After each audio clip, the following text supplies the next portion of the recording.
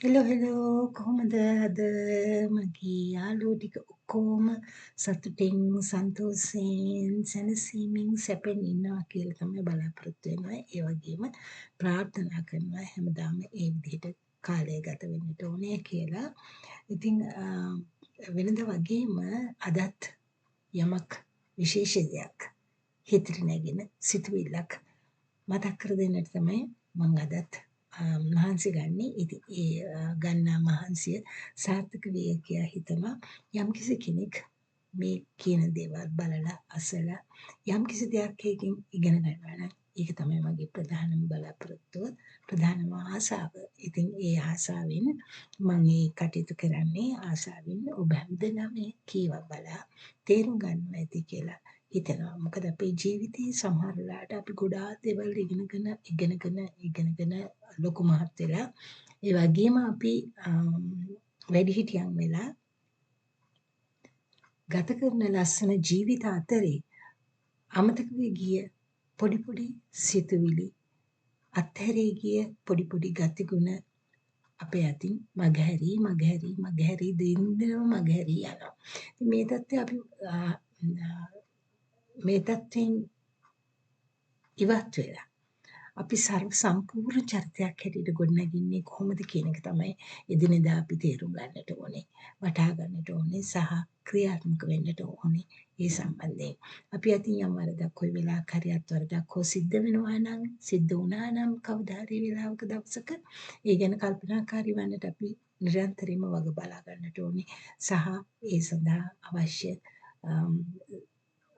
හොඳ තත්ත්වයන් හොඳ මට්ටමක් තමන්ගේ හිත තුළ ගොඩනගා ගැනීමට මම ඒකෙන් අදහස් කරන්නේ කවුරුත් හොඳ මට්ටමක් නැති ජීවිත ගත කරනවා කියලා.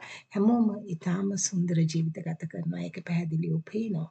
නමුත් සමහර අවස්ථාවලදී ඊටාම කලාතුරකින් සමහර අවස්ථාවලදී අපාතින්ම මගහැරී යන සමහර දේවල් කාලාන්තරයක් ගත වුණාන් පස්සේ තමයි හිතෙන්නේ මම මේ විදිහට නේද අපි වැඩ කරලා තියෙන්නේ මේ විදිහට පොඩ්ඩක් ඊට වඩා කරා නම් හොඳයි කියලා. ඉතින් අන්නේ ඒක නිසා තමයි අපි එදිනෙදාම තේරුම් ගන්නට ඕනේ අපේ තරුණ වයසේදීම අපි තේරුම් ගන්නට ඕනේ කොහොමද අපේ ජීවිත ගත කර යුත්තේ කියලා.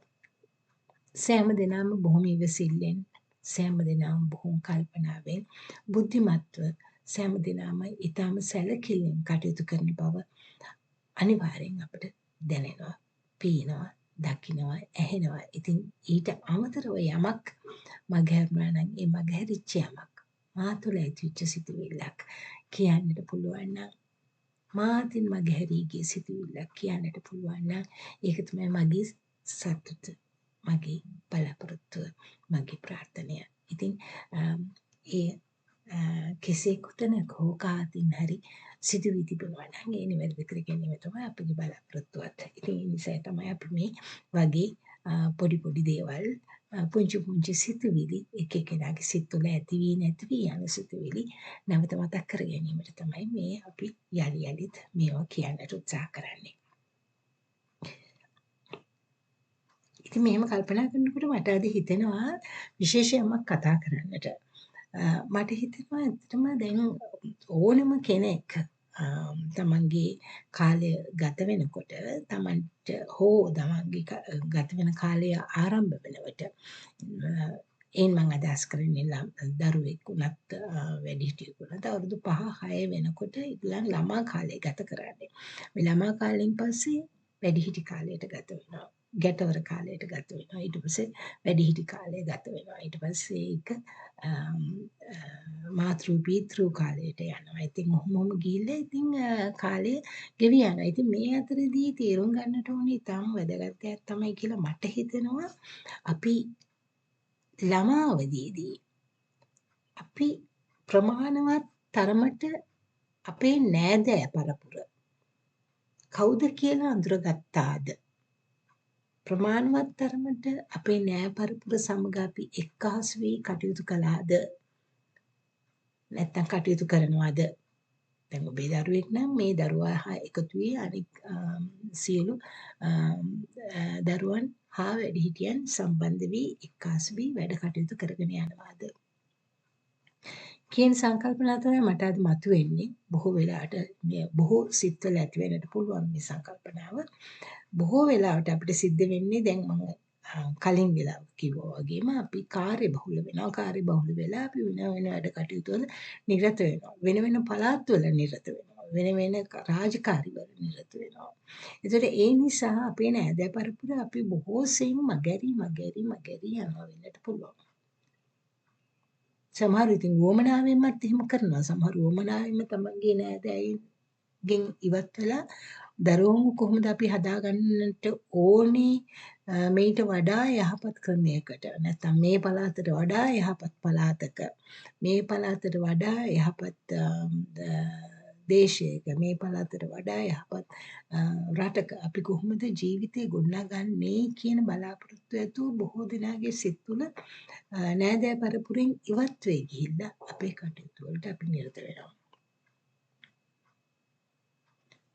මේකෙදි මට ඉතාම මතක් කළ යුතු දෙයක් තියෙනවා. දැන් බොහෝ සෙයින් පිටරට ගත කරනකොට කාලය දරුවන්ගේ. ඉතින් එතකොට අනිවාර්යෙන් අපිට මතක් කරන්න සිද්ධ වෙනවා ඒ කාරණාව. බොහෝ වෙලාවට දරුවන් ඉතින් නෑදෑයින්ගෙන් ඉවත් වෙලා තමයි තමන්ගේ දෙමාපියන්ගෙනුත් ඉවත් වෙලා තමයි පිටරටකට පදිංචියට කියලා යන්නේ. මේ කොහටද යන්නේ? මොකටද යන්නේ? කා සඳහාද යන්නේ කියන දේවල් ගැන තියෙන සිතුවිල්ල කොයි තරම්ද කියන එක තේරුම් අරගෙන කටයුතු කරනවා නම් හොඳයි කියලා තමයි මට නම් හිතෙන්නේ.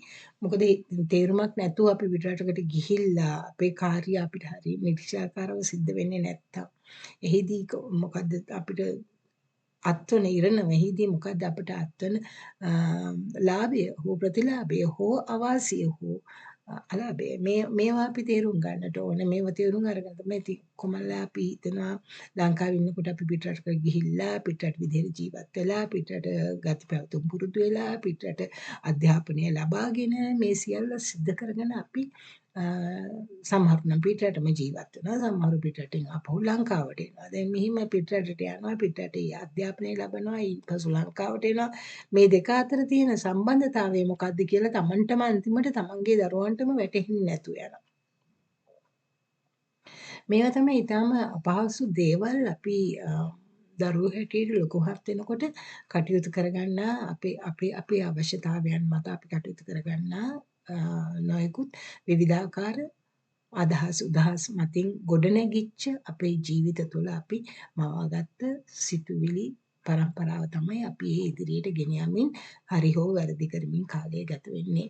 ඉතින් බොහෝ වෙලාවට හරි හෝ වැරදි කරමින් කියන වචනේ එනකොටම අපි තේරුම් ගන්නට ඕනේ වැරදි නම් අපි ඒකෙන් මිදෙන්නට ඕනේ කියන එක අපිට තේරෙන්නට පුළුවන් වෙන්න ඕනේ. ඉතින් එහෙම මිදෙලා අපි හිතනවා ඒක හරි කියලා. මම අර හැමතිස්සෙමත් කියනවා වගේ අපි හිතනවා වැඩිහිටියෝ හැටියට අපි හිතනවා හරි කියලා. නමුත් අපි හිතනවා හරි කියලා හිතුවට ඒක සිද්ධ වෙන්නේ ඒකේ ප්‍රතිඵලය ඊට වඩා වෙනත් දෙයක්. ඉතින් ඒ தත්ත්වය තමයි අපි තේරුම් ගන්නට ඕනලා තියෙන්නේ. ඉතින් අද මගේ මාතෘකාව වෙලා තියෙන්නේ මේ නෑදෑයින්ගෙන් ඉවත් වෙලා අපි නෑදෑ පරපුරක් අපිට තියෙනවා. ඕනම කෙනෙකුට නෑදෑ පරපුරක් තියෙනවා. ඒ නෑදෑ පරපුරෙන් ඉවත් වෙලා අපි ඈතට යෑමෙන් සිදුවන ලාභ හෝ අලාභ කියන කරුණ තමයි මම අද විශේෂ වශයෙන් සැලකිල්ලට ගන්නෙ. ඉතින් ඊට අමතරව යම් යම් දේවල් ඔන්න මතක් වෙනකොට අපි ඔබ හැම වෙනුවෙම තියෙන මේ ප්‍රශ්න අපි කතා කරන්නට මම ආස නිසා ඉතින් මේ අනිවාර්යෙන් මේවා විටින් විට කියවෙනවා. ඉතින් මගේ ප්‍රධාන අද අරමුණ කතා කරන්නට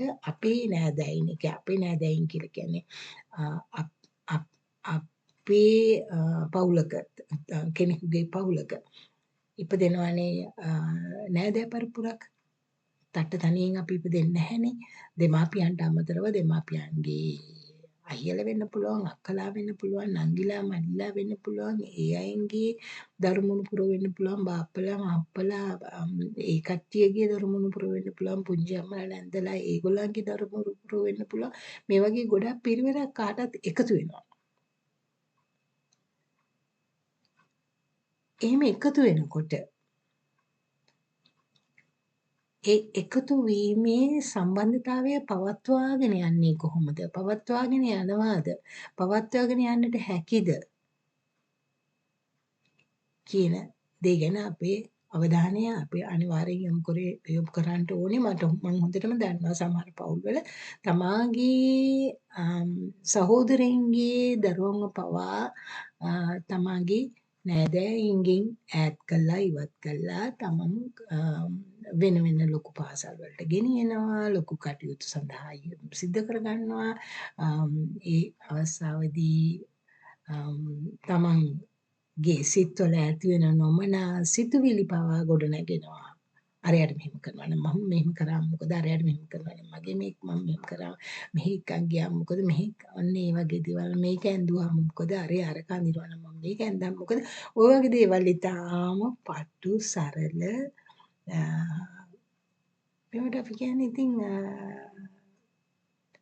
ශිෂ්ට පැවතුම් නෙමෙයි මේවා කෙලවර වෙනකොට ඒවා අශිෂ්ට පැවතුම් බවට තමයි අපිට කතා කරන්න සිද්ධ වෙන්නේ. ඉතින් ඒ தത്വෙට මේ සහෝදරයෝ අපි උනත්පත් වෙනවා. එකම සහෝදරයෝ ගිහිල්ලා ප්‍රශ්න ඇති කරගන්නවා.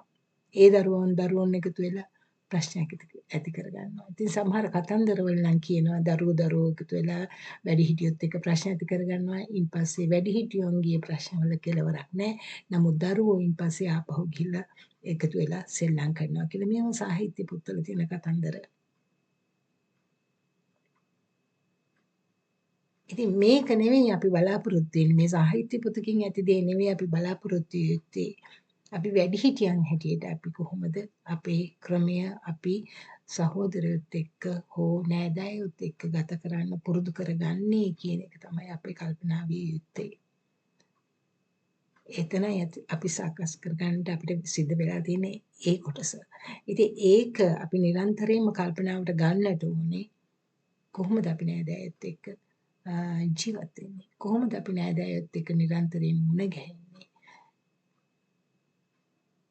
කොහොමද අපි නෑදෑයින්ව දැන් නම් බොහෝ වෙලාවට තාක්ෂණික ක්‍රම තියෙනවා කතා කරන්න පුළුවන් කම්පියුටර් එකකින් ස්කයිප් එකකින් කියනවා WhatsApp එකකින් ඕන නොයෙකුත් ආකාරයෙන් කතා කරන්න පහසුකම් තියෙනවා. ඒ පහසුකම් තිබිලත් සමහරු කතා කරන්නේ නැති පිරිස් තාමත් ඉන්නවා. ඉතින් ඒ පහසුකම් අපිට ඕනේ නැහැ. මොකද පහසුකම් වැඩි වෙන්න අපි නොයෙකුත් දේවල් ලබා ගන්නවා කියනට වඩා පහසුකම් අඩුවෙන් තිබිච්ච කාලේ අපි මේට වඩා සතුටින් හිටියාද කියන කතන්දරේ ඊළඟට අපි වෙත මතුවෙන අනිවාර්ය කරුණක්. ඉතින් ඒ නිසා අපි පහසුකම ගැන නෙමෙයි හිතන්න ඕනේ. අපි ලැබෙන දේෙන් අපි සන්තෝෂ වෙන්නේ කොහොමද කියන එක තමයි අපේ කල්පනාවට ගන්නට ඕනේ. ඒක නිසා නෑදෑයෝ හැටියට අපි ඉපදුනා නම් මුණ ගැහුණා නම් අපි ඒ සියලු දෙනා එක්ක සතුටින් කාලය ගත කරන්නට අවශ්‍ය වෙන වාතාවරණය ගොඩනගාගන්නේ කෙසේද යන්න තමයි අපි කල්පනාවට ගත යුත්තේ. ඉතින් මගේ හැමතිස්සෙම සිතුවිලි තියෙන්නේ මෙහෙම මේ නෑදෑයොත් එක්ක ඒ සම්බන්ධතාවය ගොඩනගින්නේ නැත්තේ මන්ද කියලා. ඒක තමයි සිතුවිල්ල. ඇයි ඒක ගොඩනගින්නේ නැත්තේ? ඉතින් දැන් මේ අවුරුදු ගානක් තිස්සේ කාලාන්තරයක් තිස්සේ කියවෙනවා අපි සමකාමී සමගියෙන් ජීවත් වෙන රටක හැදෙන්න ඕනේ කියලා. නමුත් අදටත් අපිට සහෝදරයෝවත් සහෝදරියක්වත් නෑදෑයෙක්ගේ දරුවෙක්වත් එකට එකතු වෙලා ජීවත් වීමේ පහසුව මගහැරී ගිහින් තියෙනවා අපිට. අපෙන් ඉවත් වී ගිහින් තියෙනවා. බොහෝ පවුල්වල නෑදෑයෝ බොහෝ වෙලාවට අපි දන්නෙත් නැතුව ගිහින් තියෙනවා. ඒ දරුවන්ගේ දරුවන්ව අඳුරන්නේ නැති තත්ත්වයටපත් වෙලා ගිහින් තියෙනවා. දැක්කත් කතා නොකරන තත්ත්වයටපත් වෙලා ගිහින් තියෙනවා.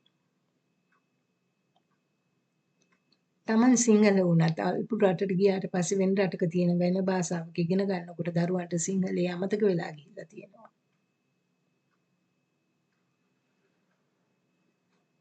බැරි ගාති හරි සිංහල කතා කරන්න පුළුවන් දරුවන්ව ඉතුරු කර දෙන එක තමයි අපේ වටිනාකම වෙන්නට ඕනේ. ඒ දරුවෙකුට ඉංග්‍රීසි කියවන එක නෙමෙයි ප්‍රධාන යුතුයකම විය යුත්තේ අපේ. සිංහල රටක අපි සිංහල කතා කරන්න ඉගෙන ගන්නට ඕනේ කියන එකයි.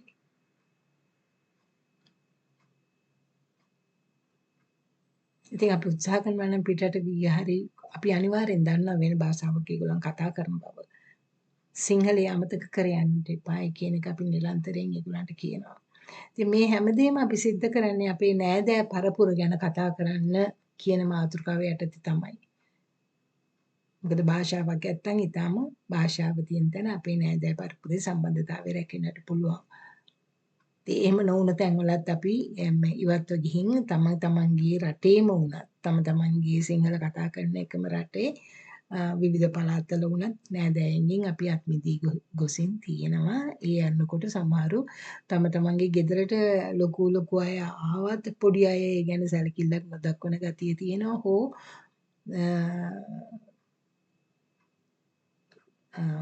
කතා කර සමගියෙන් ජීවත් වෙන්නට තේ එකක් බොන්නට පාන් කෑල්ලක් හරි බිස්කොටුවක් හරි කාලා සතුටින් ගත කරන්නට කාලය එතන අවශ්‍ය විදිහට ඒ කියන්නේ එතන අවශ්‍ය විදිහට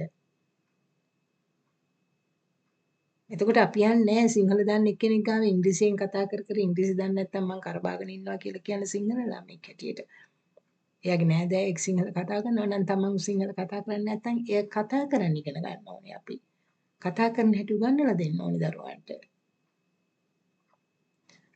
ඉතින් දරුවෝ හිතනවා නම් ඒගොල්ලන්ට ඕන විදිහට ඒගොල්ලන් හැදෙන්න ඕනේ. මේගොල්ලන්ට ඕන විදිහට ඒක කියලා දෙන්නේ නැහැ අපිට කවදාක. එහෙම කියලා දීලා නැහැ මේ රටවල් වල කිසිම රටක.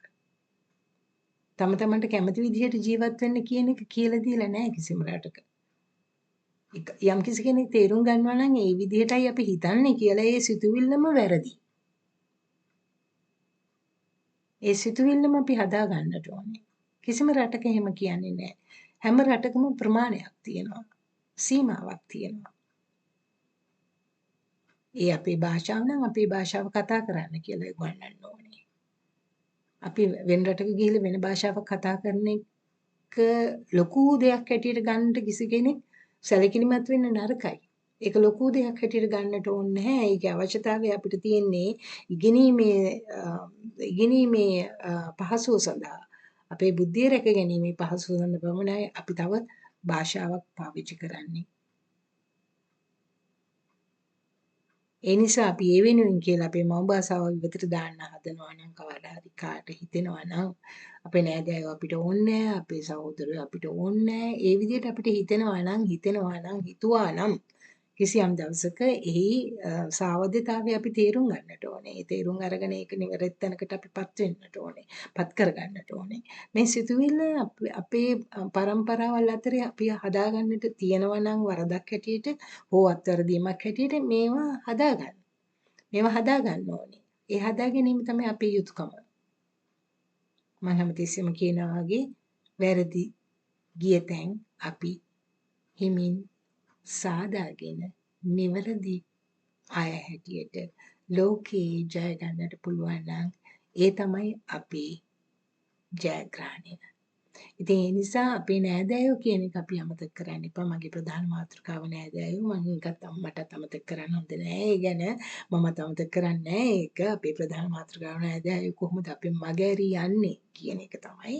ඒ නිසා ඒ தත්ත්වය ඇති කරගන්නට හොඳ නැහැ. දරුවෝ නෑදෑයෝ අතරේ අවම වශයෙන් ඔවුන්ගේ නංගන් පමණින්වත් අඳුරා ගැනීම ඉතාම වැදගත් කියලා මට හිතෙනවා. ඒ නිසා තමයි අපේ රටවල අපිට පෙන්වනවා ෆැමිලි ට්‍රී එකක් කියලා එකක්.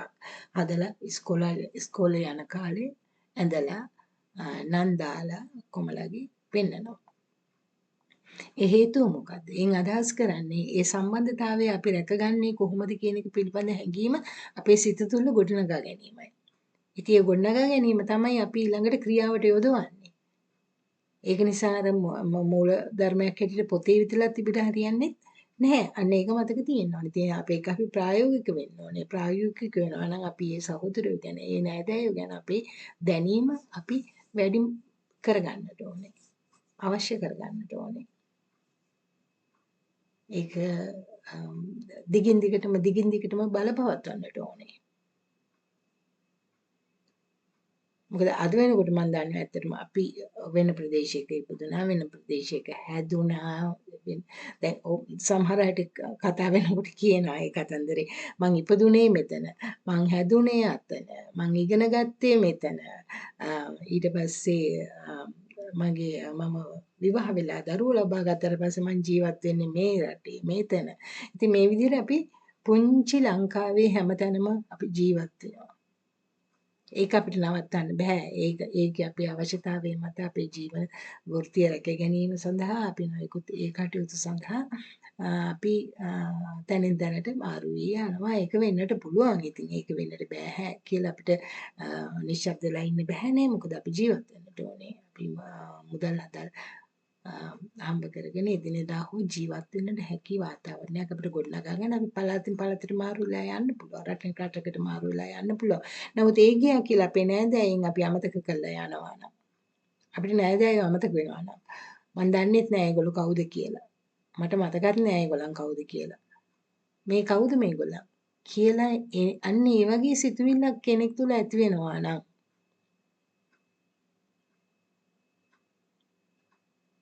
ඒ වගේ තමයි දැන් අද වෙනකොට තියෙන ප්‍රධානම කාර්යය තමයි පරණ දේවල් මතක නෑ ඒගොල්ලන්ට. අපිට තාමත් අපේ පුංචි කාලේ දේවල් පවා මතක් වෙනවා. අපි ඒව ගැන හිතනවා. ඒ අපේ අතීතය. ඒ අපේ සොඳුරු අතීතය. ඒ සොඳුරු හෝ කටුක වේවා. ඒක කමක් නැහැ. අතීතය අපේ. ඒ අතීතේ අපි සැරිසරනවා විටින් විට. එතකොට අපිට අතීතය අමතක වෙන්නේ නැහැ. අපේ නෑදෑයෝ අපිට අමතක වෙන්නේ නැහැ. අපිට නෑදෑ හිතවතුන් ගැන කල්පනාව තියෙනවා. ඒ සිතුවිලි මතක් වෙනවා. ඒ සිතුවිලි අපි විටින් විට මතක් කරනවා. පහුගිය දවසක මම මතක ඇති කියලා ඇති ඒක අවුරුද්දක් වෙලාකදී අපි පරණ ෆොටෝ ඔක්කොම එකතු කරගෙන බලන්න පටන් ගන්නවා. ඉතින් හේතුව මොකද්ද? ඒ අතීතය අපි සිහිපත් කරන්නේ. ඒ අතීතය සිහිපත් කිරීම අපි බලාපොරොත්තු වෙන්නේ මොකද්ද? අපි හමු වුණු පිරිස. අපි කතා කළ බලපු තැන් මතක් වෙන ස්ථාන මතක් වෙන කටයුතු මතක් වෙන විශේෂ සිදුවීම් මේවා තමයි අපි ඒ නිසා මම හැමතිස්සෙම කියන්නේ අතීතයත් වර්තමානයත් මතින් අනාගතය තුළ ජීවත් වීම තමයි අපේ සතුට විය යුත්තේ අපේ දැනීම විය යුත්තේ මේ අපේ දැනීමයි අපි එකතු කරන්නේ. ඉතින් අතීතය ගැන අපි අපේ සහෝදරයෝ ගැන අපේ නෑදෑයෝ ගැන මතක් කරනවා යන්නේ අපි අදහස් කරන්නේ ඒ දැනීමයි අපි එකතු කරගන්නේ සහ තහවුරු කරගන්නේ සහ මතක තියාගන්නේ. අමතක වෙන්නට නොහැර මතක තබා ගන්න. ඉතින් මේ කටයුතු නිසා තමයි අපිට නෑදෑයන්ගේ අවශ්‍යතාවය හැමතිස්සෙම අවශ්‍ය වෙන්නේ. දැන් බොහෝ නෑදෑයන්ගේ බොහෝ පවුල්වල ඒක නෙවෙයි සිද්ධ වෙන ඊට හාත්පස වෙනස් දෙයක්. අපිට සියලු දෙනාම අමතක වී ගොහින්. සියලුම නෑදෑයෝ කාලයකට උඩදී ආයත් හිටියා මෙයත් හිටියා අරයත් හිටියා කියලා. නමුත් ඒගොල්ලන්ට අද මොකද වුනේ කියලාවත් අහන්න ඒගොල්ලන්ට හිතක් ඇති වෙන්නේ නැහැ. අන්න මේව තමයි අපි සකස් කරගන්නට ඕනේ. ඒ හිත අපිට නිරන්තරයෙන් පවත්වාගෙන යන්න ඕනේ මේ අතීතයේ අපි ජීවත් වෙන්නේ. ඔව්. වර්තමානයේ විතරක් නෙමෙයි අපි ජීවත් වෙන්නේ. මම ආයිත් කියනවා. වර්තමානයේ විතරක් නෙමෙයි වර්තමානයේ සඳහා කාර්ය බහුල ජීවිතයක් ගත කිරීමත් සමගම අපි අතීතයේ මොකද්ද කියලා අපි හිතන්න ඕනේ. අනාගතයේත් මොකද්ද වෙන්නේ කියලා අපි හිතන්න ඕනේ. මොකද්ද වෙන්නේ අපිට අපි සිද්ධ කරගන්නේ කොහොමද ඒක කියන එක. ඒ දෙක අතරින් තමයි අපි වර්තමානයේ ජීවත් වෙන්නේ. ඒ නිසා අතීතයේ අපිට අමතක වෙච්ච දෙමාපියෝ නෑදෑයෝ සහෝදරයෝ සියල්ලම අමතක කර අපිට ජීවත් වෙන්නට බෑ. ඒක හොඳින්ම මතක තබා ගන්නට ඕනේ. අපි ඉපදෙන්නේ ඒගොල්ලොත් එක්කයි අපි ජීවත් වුණේ කාලයක් ඒගොල්ලොත් එක්කයි. නමුත් අද වෙනකොට ඒගොල්ලන් කොහෙදවත් දන්නේ නැහැ කියන තත්ත්වයටපත් වෙන්න හොඳ නැහැ. ඒගොල්ලන් ගැන කතා කරන්න අපිට පුළුවන්කම තියෙන්නට ඕනේ. නිරන්තරයෙන් ඒගොල්ලන්ව මතක් කරලා ඒගොල්ලොත් එක්ක කතා කරන්නට අපිට හැකියාවක් එක මොහොතකට හරි එක විනාඩි 5කට හරි කතා කරලා තියන්න පුරුදු වෙන්නට ඕනේ. ඉතින් දැන් කාලේ එහෙම නෙමෙයි වෙලා තියෙන්නේ. දැන් කාලේ ඇත්තටම වෙන්නේ තමන්ගේ සහෝදරයා පවා අමතක වෙනවා. තමන්ගේ සහෝදරිය පවා අමතක එදත් උනා මේක මේ නෑ කියනවා නෙවෙයි මම එදත් උනා ඒක. තමන්ගේ සහෝදරිය දන්නේ තමන්ගේ වැඩිමල් සහෝදරියක් මොකද කරන්නේ කියලා තමන්ගේ බාල සහෝදරියත් ගිහලා ඒ වගේම එකක් ඊට වඩා 10 ගුණයකින් එයාගේ දේවල්ම උදුර ගන්න එයාගේ දේවල්ම එන කොටා ගන්න එයාගේ දේවල්ම එකතු කරගන්න අකාරුණික කටයුත්තක්. ඒකට අපි කියන්නේ අකාරුණික කටයුතු වල යෙදෙනවා. ඒ අකාරුණික කටයුතු වලින් අපි මිදෙන්නට ඕනේ. සහෝදරයාගේ ඇත්ත සහෝදරත්වය අපි තේරුම් ගන්නට ඕනේ. නෑදෑයින්ගේ ඇත්ත නෑකම අපි තේරුම් ගන්නට ඕනේ. ඉතින් මේක තමයි අපි ඒක අනිවාර්යයෙන්ම තේරුම් ගන්න ඕනේ අපේ සමාජ තත්ත්වයේ වෙනස්කම් නිසා තමයි අපි මේවා සිද්ධ කරගන්නේ එක එක්කෙනා අතරේ. මේ කාර්යබහුල නැත්නම් මේ බොහෝ කටයුතු වලින් පිරිච්ච ලෝකයක සමාජයක තමයි අපි සැරිසරන්න උත්සාහ කරන්නේ. ඒ නිසා අපිට නෑදෑයෝ සහෝදරයෝ විතරක් නෙවෙයි තමන්ගේ දෙමාපියන් පවා අමතක වෙලා යනවා සමහර වෙලාවට. ඒ தත්ත්වය තමයි මග අරගන්නට ඕනේ අපි. එහෙම වෙන්නට හොඳ නෑ. තමන්ගේ දෙමාපියන්ගෙන් පටන් ගත්තාම තමන්ගේ සහෝදරයෝ, තමන්ගේ නෑදෑයෝ, තමන්ගේ සහෝදරයන්ගේ සහෝදරයෝ, ඒ පරපුර අවම වශයෙන් තමන්ගේ පරපුර කවුද කින්දමන්ද කියාවත් හොයා බලන්න තමන්ට ශක්තියක් තියෙන්නට ඕනේ. එයින් සමගිය ගොඩනගන්නට ඕනේ. අපි හැමතිස්සෙම කියනවාගේ පවුල තමයි අපේ සමගිය ආරම්භ කරන ස්ථානය. ඉතින් අපි පවුලෙන් ආරම්භ කරන ස්ථානයේ ලෝකේ පුරාම ගෙනියනවා අපි. සමාජය පුරාම ගෙනියනවා. මේ මිහිතලයේ පුරාම ඉන්න මිනිස්සු අතරට අපි ගෙනියනවා. ගෙනියන්න ඕනේ. ගෙනියන තත්වයක් අපි හිතෙන් ඇති කරගන්නට ඕනේ. එහෙම කරගත්තොත් තමයි අපි හිතාදර මිනිසුන් බවට පත් වෙන්නේ.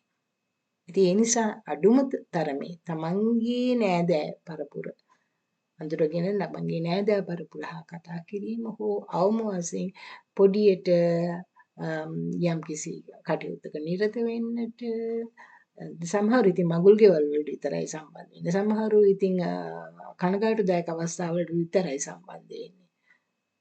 ඒක නෙවෙයි මම මේ කියන්නේ. එතනින් එහාට ගිය සමාජයක අපි ජීවත් වෙන්නට ඕනේ. සාමාන්‍ය ගති පැවතුම් තුළ අපි ජීවත් වෙන්නට ඕනේ.